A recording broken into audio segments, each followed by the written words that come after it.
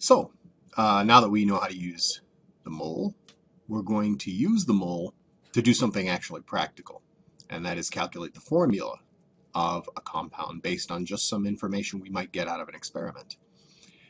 There are two steps to this, and the first is called empirical formula, and then the next is molecular formula. So let's start with some basic definitions.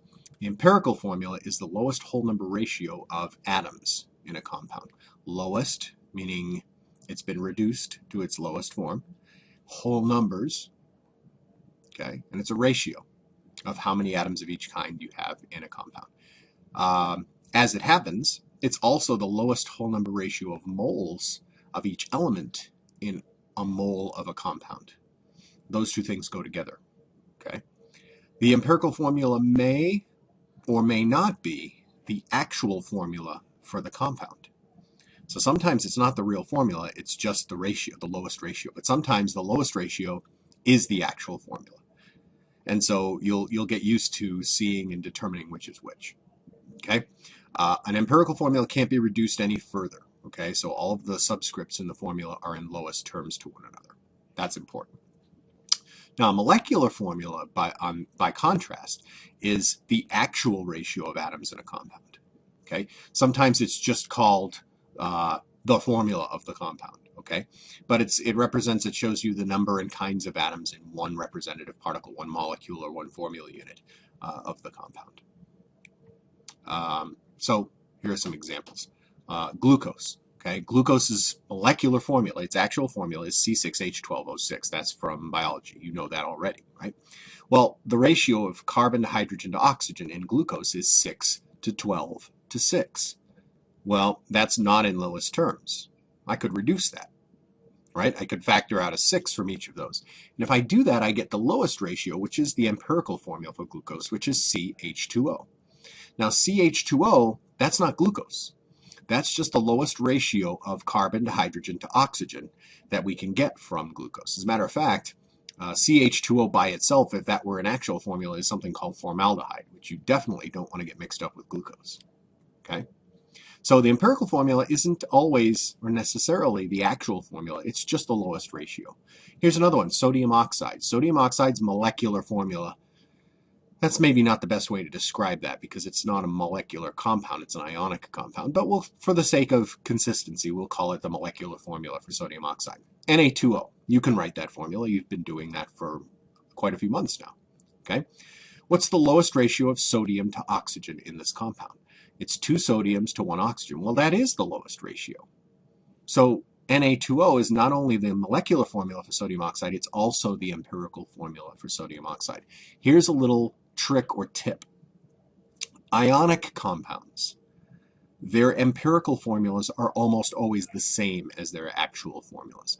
And if you remember, when we write the formula for an ionic compound, if we do the crisscross method, what are you supposed to do at the end? Reduce it. So we're already reducing it. Okay? So often, almost all the time, the empirical formula of an ionic compound is the same as its molecular formula. For molecular compounds, covalently bonded compounds, that's not necessarily true. Okay?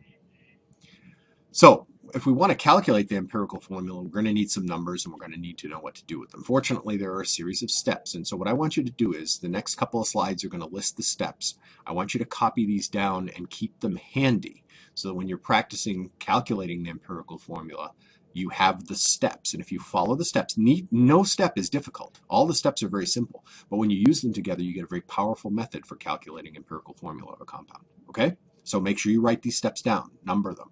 Step number 1, okay? You have to begin with the mass of each element in the compound. You need to know the mass of each element in the compound. Now, sometimes that's going to be given to you.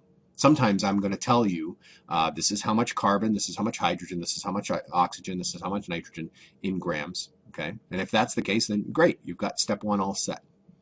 But sometimes you're given the percentage composition of a compound, okay? Now, percent composition is not grams, it's percent. It's a ratio, it's a fraction. Well, the good news is that if you are given the percent composition, you can make this very simple on yourself by simply assuming that you have 100 grams of the compound. Okay? For example, Let's say we have a compound that's 24.5% carbon and 75.5% oxygen, right? If I pretend that I have 100 grams of this compound, then what's 24.5% of 100? Well, it's just 24.5, right? So if I have 100 grams of this compound and 24.5% of it is carbon, then that means I have 24.5 grams of carbon. And if it's 75.5% oxygen and I have 100 grams of it, that means that I have 75.5 grams of oxygen. So it's very simple. Basically, all you're doing is taking away the percent sign and putting a gram sign there. Okay, that's step one. Step two, once you have grams of each substance, you're going to convert the mass of each element, the grams, to moles. And you're going to do that using the molar mass of the elements. You get that off the periodic table. Simple, right? Step three, this is the most important step in the whole process because this is going to get us the lowest whole number ratio, which is the definition of empirical formula. You're going to divide each number of moles that you just calculated in step two by the smallest of those numbers of moles. And you should get whole numbers. Now, if you don't get a whole number by doing that, then that means that you'll have a fraction somewhere in there. And that means you're going to have to multiply all of the whole numbers that you just got, or most of the whole numbers that you just got, by a small integer to get whole numbers. This will make a little bit more sense when I actually do an example for you in a minute. Okay? The final step, step four, is you write the formula. Use the whole numbers that you just calculated in step three as your subscripts. Okay? Usually you'll write the order of the elements in the order given in the problem. Okay? That's almost always the way it's done. So let's do an example. Here's an example. We have a compound. This compound is 30.45% nitrogen, and the rest of it is oxygen. And we want to know the empirical formula of the compound. Okay? So remember your steps. If you haven't copied them down yet, stop the video, rewind it, go and copy them down because you're going to want them handy when we do this problem. Okay, so we know that we have a compound that's 30.45% nitrogen, and the rest is oxygen. Well, in order to find the rest, if there's just nitrogen and oxygen, then the total has to be 100%, right? So 100 minus 30.45% is 69.55% oxygen. Okay, so there's our composition. Now remember, we need the mass of each element, but I don't have the mass of each element, I just have the percentage composition. So all I need to do is pretend that I have 100 grams of this compound, whatever it is, and if I have 100 grams, then 30.45% of 100 is 30.45 grams of nitrogen. Okay, and 69.55% is 69.55 grams of oxygen. See, pretty easy. You just assume 100 grams. It means you change the percent sign to grams. Okay, that's step one. Step two, I'm going to convert each of these to moles using the molar mass. 1 mole of nitrogen from the periodic table is 14.0 grams. Okay, grams cancels. We've been doing this already for a while, right? This is a simple one-step problem. I get 2.175 moles of nitrogen. Okay, I do the same thing with the oxygen. 1 mole of oxygen has a mass, according to the periodic table, of 16.0 grams. Grams cancels, and I'm left with 4.347 moles, okay, of oxygen. That's step two. Step three, divide each number of moles, these two things that I just calculated, divide them by the smallest one. Not a trick question. The smallest one is 2.175. So I'm going to divide this one by 2.175, and that's nice because that gives me 1 mole of nitrogen. And I'm going to divide 4.347 by 2.175, and that gives me 2 moles of oxygen. It's like 1.99 something, but that's 2. Okay, remember, our goal here with step 3 is to get whole numbers. Now, if, for example, I came out with something 0.5 here when I did this division, I can't round, okay? I really can't round unless it's within a couple of hundredths of a whole number. So if that were the case, I would have to multiply both of these numbers by something to get whole numbers, okay? If it was like 1.5, I'd have to multiply everything by 2, this by 2, and this by 2, and 1.5 would become a 3, and this would become a 4. And then you'd have 3 moles of nitrogen to 4 moles of oxygen, okay? So sometimes you might have to do that little extra step at the end. But we don't have to do that here because we have whole numbers at the end of step 3, so I'm just going to write my formula. I was given the elements in this order, nitrogen and then oxygen. Nitrogen has a 1 down here, oxygen has a 2 down there. There is my empirical formula for this compound. Now, is that the actual formula? I don't know. I need more information in order to figure that out, and we're going to do that right now.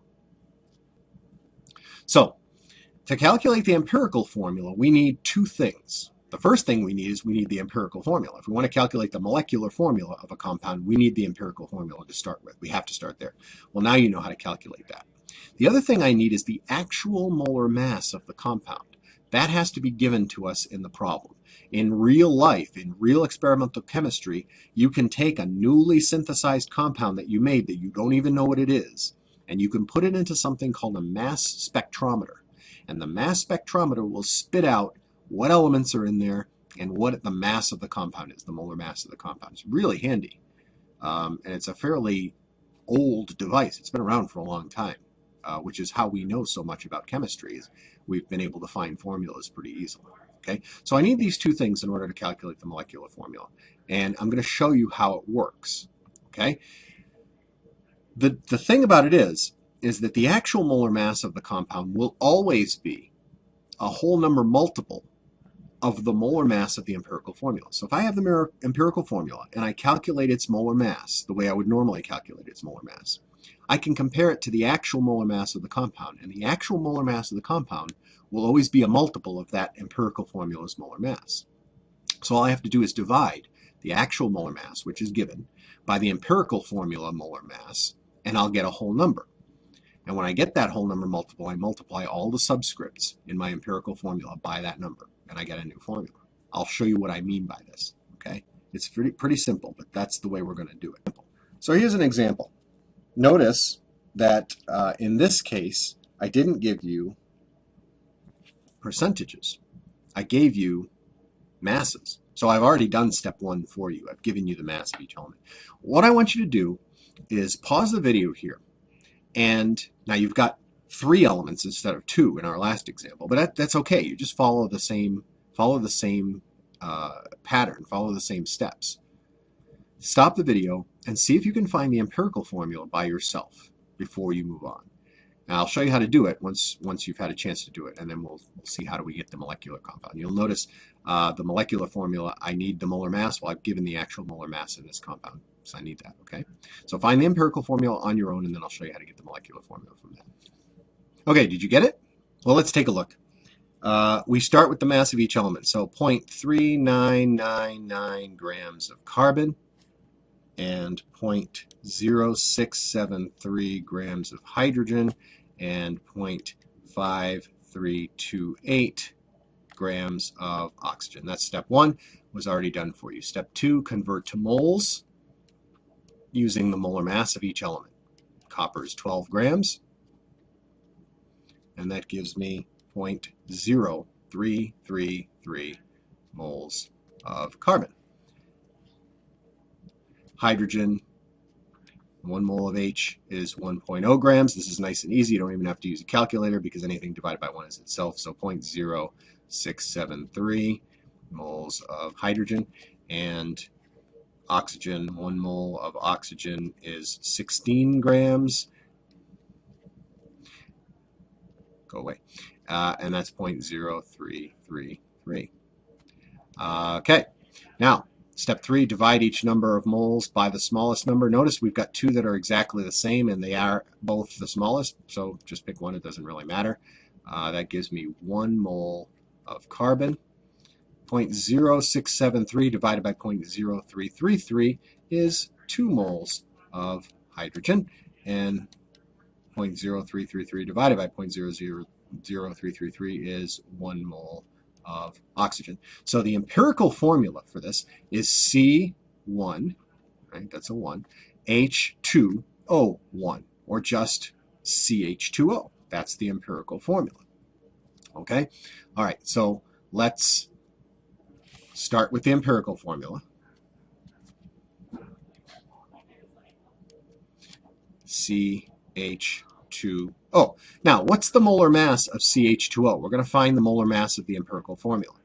Okay, once we have the empirical formula, we can do that. Well, what's in there? We've got 1 carbon, and we have 2 hydrogens, and we have 1 oxygen in there. Okay, so that's 12 grams, and that's 2 grams, and that's 16 grams. So that's a total of 30.0 grams per mole. That's the molar mass of the empirical formula. So if this were our actual formula, then the molar mass of the compound would be 30. But according to the problem, the actual molar mass of this compound was 150.15, but 150 grams per mole. So clearly this isn't the actual formula because its molar mass is not what it should be. This is the actual molar mass. So all I have to do is take the 150.15 and divide it by 30.0, and that's equal to 5. That's the multiple. That means that our compound, our actual compound, is 5 times bigger than the empirical formula. So all I have to do then is take this number 5 and multiply everything in my formula by that 5. C5H10O5 is my molecular formula. That's the molecular formula right there. So it's pretty easy, right? Once you have the empirical formula and the actual molar mass, this has to be given to you. This you can calculate. You need to just find the molar mass of the empirical formula and then do a quick little division, get a number, and multiply everything in your formula by that number. It couldn't be easier. Okay? Very, very simple calculation to do. So watch the video again if you need to. You'll get some practice in class on this, and then we'll actually do a lab. And you'll take some measurements and you'll figure out the empirical formula of your compound. Okay?